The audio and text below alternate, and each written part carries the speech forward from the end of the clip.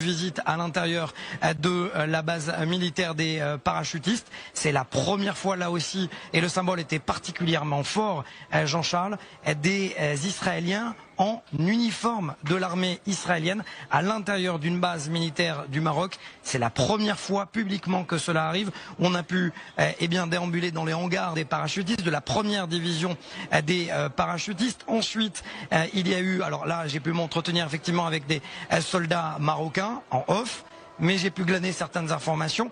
On a quand même l'impression qu'il y a un excès de confiance, comme cela a été vécu en Israël à la veille de la guerre du Kippour en 1973, où ces soldats marocains se disent être prêts au combat contre qui?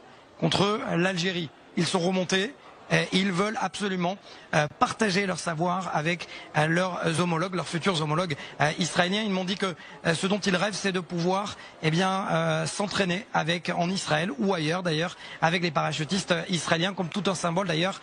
Benny Gantz, ministre de la Défense, ancien chef d'état-major, ancien parachutiste, qui rencontre son homologue et également le chef d'état-major qui est lui-même parachutiste. On voit que les symboles sont forts.